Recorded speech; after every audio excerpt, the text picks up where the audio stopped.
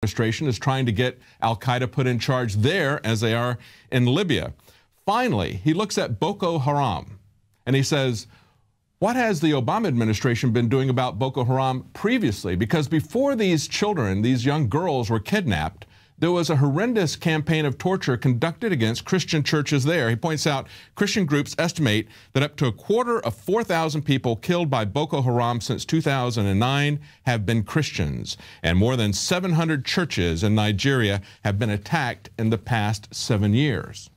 Well, what is the root of evil? Well, one Italian prime minister says it's the Bilderberg Group, and he makes a pretty good case for it. They're very sensitive to this in Italy because you have to remember that in Italy, their duly elected prime minister was taken out of office and replaced by a Goldman Sachs banker that nobody voted for. Nigel Farage has pointed this out. Many people have pointed this out. And Paul Joseph Watson writes that Borghezio, a member of the Committee on Civil Liberties, Justice, and Home Affairs in the European Parliament, and an Italian politician, says that the root of all evil that afflicts Italy is the Bilderberg Group. He says it's causing unemployment, poverty, and high taxes. And, of course, there was another Italian lawyer, Alfonso Luigi Mara, who last year requested that the public prosecutor of Rome investigate the Bilderberg Group for criminal activity because they deposed the legitimate elected prime minister in Italy and replaced him with Mario Monti.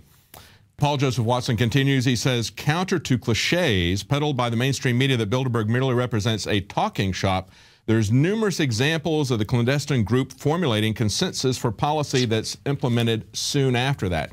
And it's important to note, as we're going to be going to Bilderberg, that in 2011, the same lawyer attempted to get into the meeting in Switzerland, and he was beaten by security guards there. Now, in news on privacy, we see that the Cisco CEO has written a letter to Obama saying, you're destroying our business. This is from CEO John Chambers of Cisco, and he implores Obama to curtail NSA surveillance. He's particularly bothered by the fact that the Tailored Access Operations, TAO unit, and that's out of San Antonio, and other NSA employees have intercepted their physical packages, their servers, and other computers, and implanted bugging devices in them. And what he's saying is, when we ship stuff out of the United States, because this is known that you guys are doing this now, it's impairing our ability to sell products to other people. And it certainly is. And this next article out of World Crunch that was on InfoWars today, Germany will ban tech companies that play ball with the NSA. Now, this is not about Cisco. This is about Computer Sciences Corporation.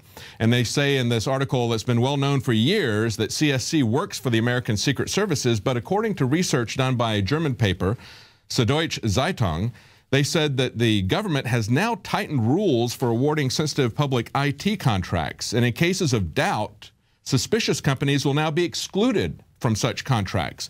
Companies now have to sign documents to the effect that no contracts or laws oblige them, nor can they be coerced to pass on confidential data to foreign secret services or security authorities. How can any American corporation sign that agreement legitimately? And of course, CSC is probably one of the worst of the collaborators. In April, they won a Big Brother award. Now, just as we see there's hardware and spyware being put on, it's not just that, it's also the information that you put out in public. As we've reported before, the FBI has faked and the NSA has faked Facebook in order to get people's information. But now we see with some documents that have been released in the latest Glenn Greenwald revelations as part of his book, we see how they have been pulling this out for quite some time. The National Security Agency and the FBI teamed up in October 2010 to develop techniques for turning Facebook into a surveillance tool, writes Harrison Weber of VentureBeat. And if you look at some of these screens, look at this very first one. Why social networks? Well, they say it's a very rich source of information on targets. We can get people's personal details, their pattern of life. That's a big one right there. Their connections to associates, guilt by association, and other media. Now, these are slides that were intercepted as part of the Edward Snowden leaks, and these are things that were revealed in Glenn Greenwald's book. They say, according to a report by The Intercept, the above slides do not reveal the NSA's Facebook surveillance program in full, because that report states that the NSA, as I mentioned at the beginning, also disguises itself as a fake Facebook server to perform man-in-the-middle and man-on-the-side attacks and to spread malware. Now, what do we do about all this? Well, some people have hoped that the government is going to rein itself in. I don't think so. Look at what's happened in the House as people have tried to put forward a bill that would just control it a little bit around the edges. It would essentially leave most of the surveillance state alone. It wouldn't really make any fundamental transformations, but even minor variations now are being shot down.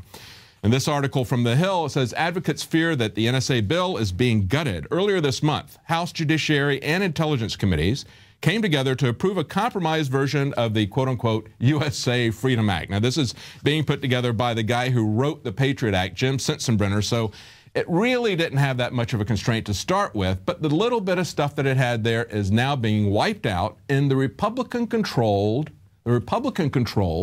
House of Representatives and the Intelligence and Judiciary Committees. So if you think that the Republicans are going to be any better than Obama on surveillance, think again.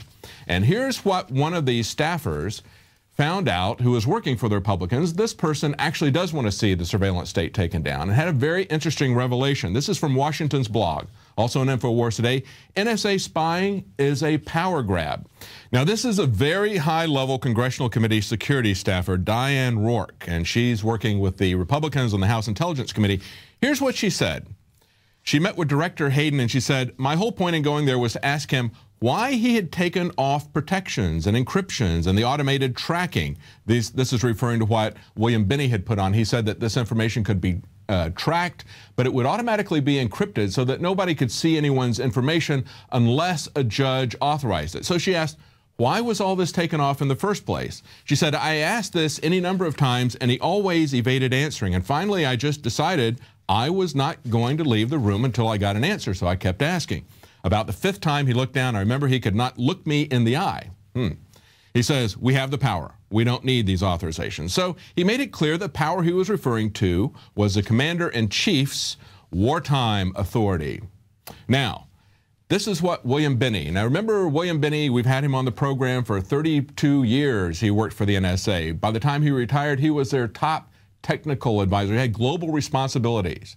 And this is what he said as one of the premier whistleblowers. This is well before Ed Snowden came out. Nobody paid any attention to him, but they're paying attention now. And this is what he said. When you drop privacy protections, you are able to spy on all of your political opponents and do the things the IRS does, plus get rid of people you don't want in government like General Petraeus, General Allen, and others like Eliot Spitzer. Furthermore, you can target Supreme Court judges, other judges, senators, representatives, law firms, lawyers, anybody you don't like, including reporters. And of course, going back to Obamacare, remember that Supreme Court Justice Roberts changed his mind on Obamacare. He wrote both the dissenting and the majority opinion. He was first against Obamacare, and then suddenly, for no reason at all, after he had written the opinion in a 5-4 decision against Obamacare, he suddenly changed his mind and did a complete 180 and wrote the opinion upholding Obamacare. I wonder if he was a Supreme Court justice who was blackmailed by the NSA. Now, while the government spying is threatening U.S. corporations, they're now trying to pretend that they're the defenders and the protectors of U.S. corporations. But of course, the corporations that are being affected, that they say they're protecting, are these older corporations who, for the most part, much of their business has already been transferred to China. But they say they're being spied on by the Chinese government, and they even have shown 5 Chinese officials and put their pictures out there. U.S. files criminal charges against Chinese officials over cyber spying, reports NPR. They say the Justice Department is accusing 5 Chinese government officials of using military and intelligence facilities to steal trade secrets from U.S. companies like Alcoa. I guess they're going to find out how to make that tinfoil. Westinghouse Electric Company, U.S. Steel. Do we still make any steel in this country? Why would they be doing cyber attacks on U.S. Steel? Maybe they do have some secret sauce still there. And Allegheny Technologies. They say in a televised press conference Monday, Attorney General Eric Holder said this is the kind of behavior that the U.S. categorically denounces. He said that with a straight face, presumably.